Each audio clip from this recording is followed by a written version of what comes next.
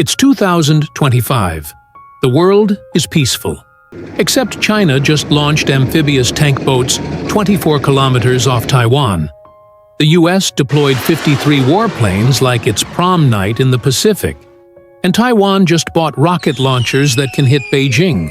So yeah, just another Tuesday.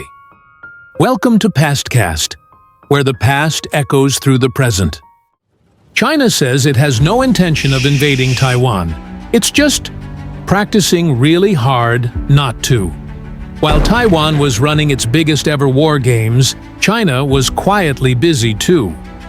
In July 2025, Chinese ocean survey ships were spotted mapping the seabed near Guam, which, in peacetime, sounds like marine biology. But in wartime, it sounds like target practice. When your neighbor starts measuring your backyard, it's not landscaping, it's casing the joint. And China's not exactly short on muscle. Dual aircraft carriers roaming the Pacific, stealth drones in the skies, and a propaganda anthem blaring, "Red Sun in the Sky." China used to say it would never invade another nation.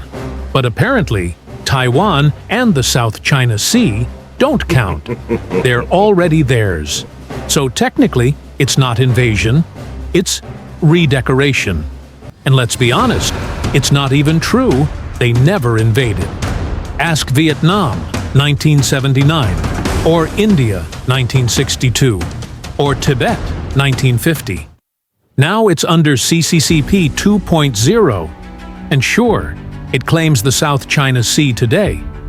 But who's to say it won't claim the whole Indian Ocean next? Oh yes. Or maybe just rename the Pacific while they're at it?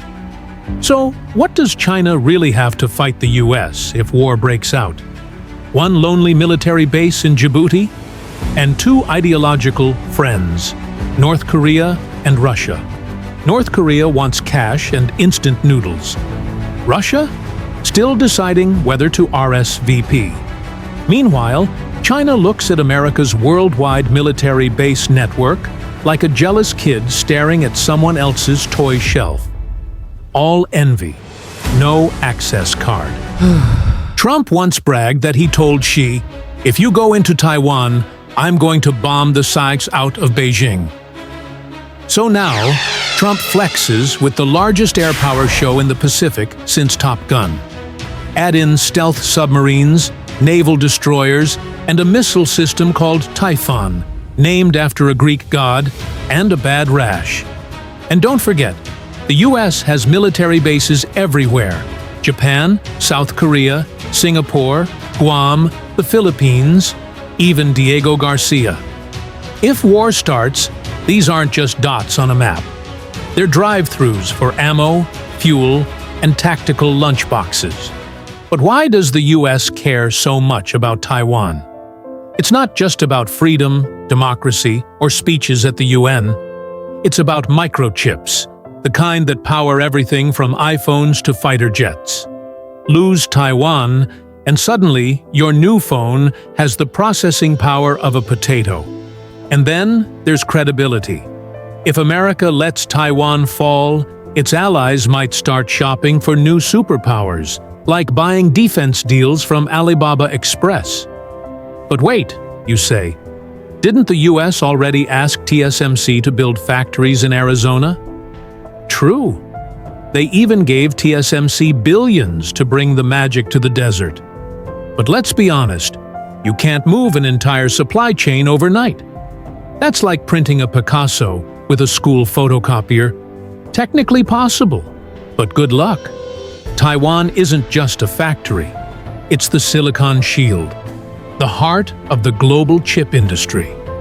And until Arizona grows engineers the way Taiwan grows engineers, America's not letting go of that island anytime soon. Now, let's take a closer look at Taiwan, the tiny island that accidentally became the center of the modern world.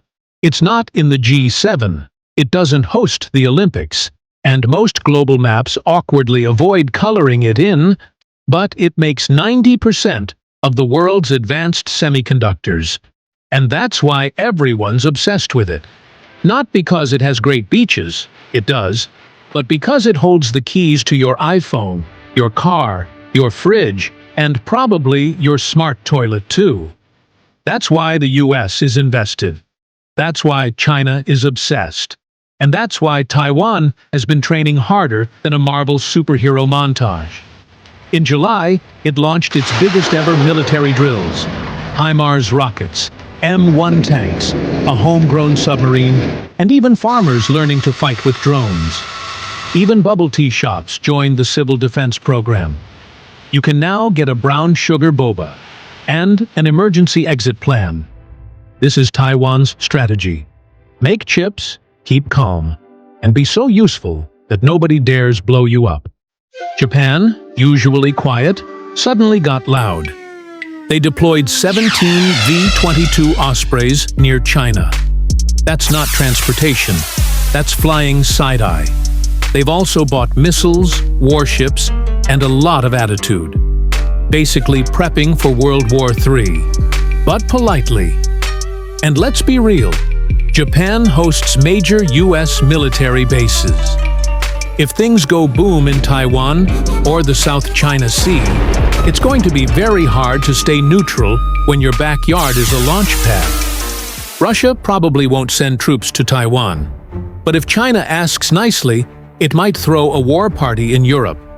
NATO just warned, if China invades Taiwan, Russia might try a surprise war sequel in Ukraine 2.0. Because in this friendship, one starts a war in the Pacific, and the other sets fire to Europe just to keep things spicy.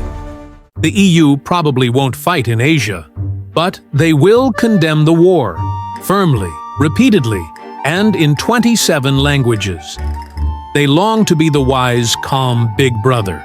Secretly, they're hoping the US and China crash into each other, so they can step out of the shadows and whisper, "Looks like it's Europe's time now." If the two giants fall, don't be surprised if Brussels starts practicing its superpower smirk behind closed doors. They might send cyber help, satellite images, and emotional support. But boots on the ground, only if it's near a vineyard. Will the EU step in? Maybe. But which side? Let's just say it rhymes with USI. A modern war wouldn't look like D-Day. It'd be satellites fried, phones dead, TikTok banned, McDonald's replaced by propaganda-themed hotpot, first hour, cyber attacks, second hour, global panic, third hour, the whole war is over. Not with peace, but with exhaustion, server crashes, and mutual economic ruin. Who will win? No one wins. But everyone gets inflation, supply chain collapse, and 4 hours of UN emergency meetings. So, will there be a war? Maybe not tomorrow. Maybe not next year. But the world is moving ships, drawing red lines, and updating maps like it's a video game on nightmare mode. Pray for peace. But maybe charge your power bank, just in case. Thank you for watching Pastcast, where the past echoes through today. If you enjoyed the satire, scrolls, and scandals, like, subscribe, and ring the bell before the next empire falls.